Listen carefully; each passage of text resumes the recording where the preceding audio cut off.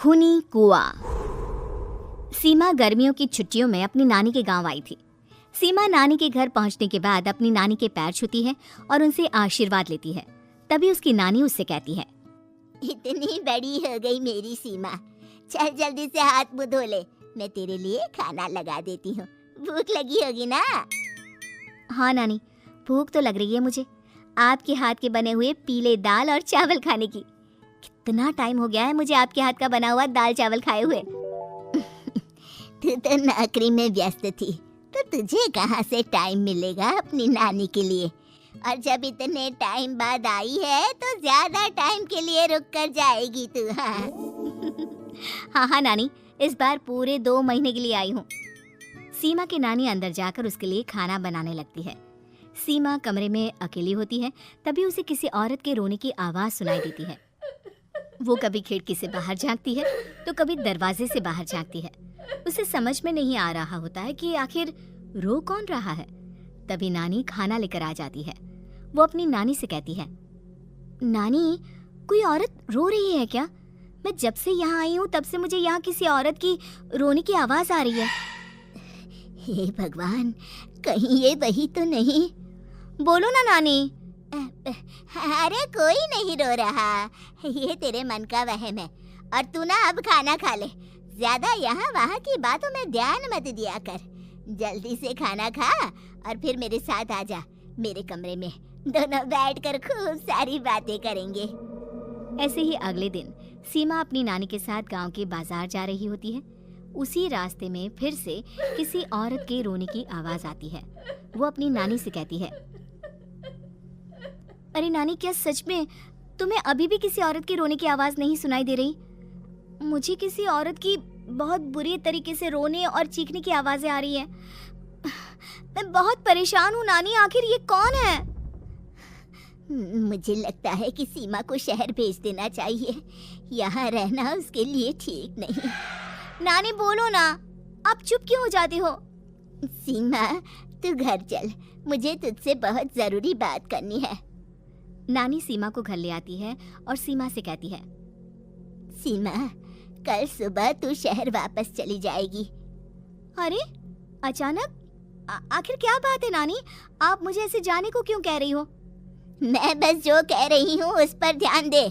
तू कल सुबह यहाँ से चली जाएगी, और ये बात मैं कोई मजाक में नहीं बोल रही। तू कल जाएगी तो मतलब जाएगी। अरे नानी, चली जाऊंगी मैं, ठीक है, पर आखिर बात क्या है ये तो बता दो। मम्मी से कोई बात हुई है या फिर मुझसे कोई गलती हुई है जो तुम मुझे अचानक से जाने के लिए बोल रही हो? देख सीमा, रात बहुत हो चुकी है और मुझे इस बारे में कोई बात नहीं करनी। चल, अब चल के मेरे साथ सो जा, सुबह की बस पकड़कर तुझे शहर भी तो जाना है। सीमा को अपनी नानी का ऐसा व्यवहार देखकर बहुत ही अजीब लगता है। उसे कुछ समझ में नहीं आ रहा होता है कि आखिर उसकी नानी उसे अचानक से गांव छोड़कर जाने के लिए क्यों कह रही है। ये सारी बातें सोचते सोचते सीमा की आंख लग जाती है और वो अपनी नानी के साथ सो जाती है। ऐसे ही आधी रात को सीमा को फिर से किसी औरत की रोने की आवाज सुनाई देती है। वो उस औरत की आवाज सुनकर बार बार करवटें बदल रही होती है और तभी उसे सपने में भी एक अजीब सी औरत की परछाई दिखाई देती है, जो इतना चीख चीख कर रो रही होती है कि सीमा डरकर उठ जाती है। वो पूरे पसीने पसीने हो रही होती है।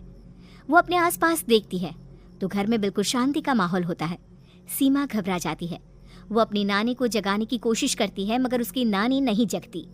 सीमा को फिर से उस औरत की रोने की आवाज सुनाई देती है। आखिरकार सीमा अपने आप को रोक नहीं पाती और वो घर का दरवाजा खोलकर बाहर निकलती है। आखिर ये माजरा क्या है? आज तो मैं पता करके रहूंगी। अब आवाज का पीछा करते हुए सीमा आधी रात को गांव के चौपाल के पास बने कुएं के पास पहुंच जाती है, जहां कुएं की चारों ओर बेड़ियां लगी होती हैं। उन बेड़ियों में लगे हुए ताले के साथ एक लाल रंग का कपड़ा और माता रानी का कलावा बंधा होता है। उस कुएं में से सीमा को किसी के रोने की आवाज आती है। सीमा परेशान हो जाती है। इस कुएं में कौन है?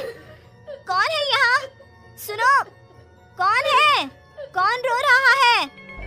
वो चिल्ला चिल्ला कर पूछती है और साथ ही लोगों को जगाने की कोशिश करती है, मगर किसी को भी उसकी आवाज सुनाई नहीं देती। अब सीमा खुद उस कुएं के पास की बेड़ियों और तालों को खोलने की कोशिश करती है और किसी तरह कुछ देर की मशक्कत के बाद सीमा उसको खोल भी देती है। और जैसे ही वो कुआं खोलकर उसके अंदर झांकती है, सीमा उस कुएं में गिर जाती है। इतने में उसकी नानी की नींद भी खुल जाती है और सीमा को पास ना देखकर नानी परेशान हो जाती है। नानी घबराकर पूरे घर में उसे ढूंढने की कोशिश करती है, जिसके बाद उसकी नानी और सभी लोग उस खूनी कुएं के पास जाते हैं और सीमा की नानी कुएं के पास खड़ी होती है। सभी गांव वालों और सीमा की नानी को सीमा के चिल्लाने की आवाज आती है, बचाओ, कोई मुझे बचाओ।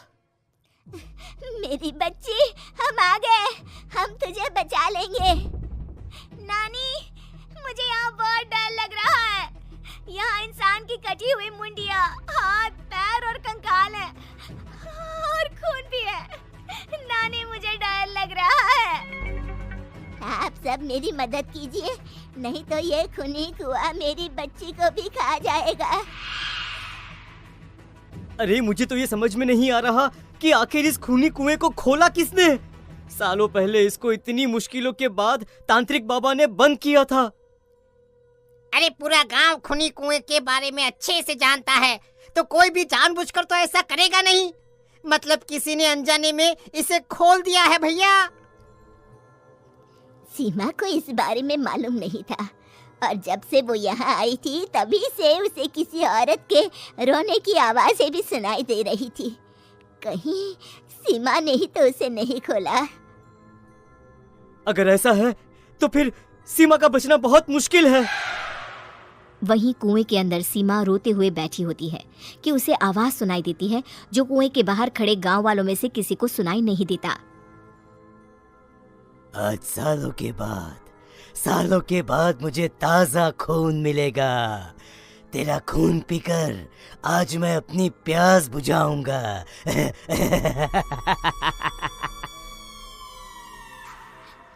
कौन है?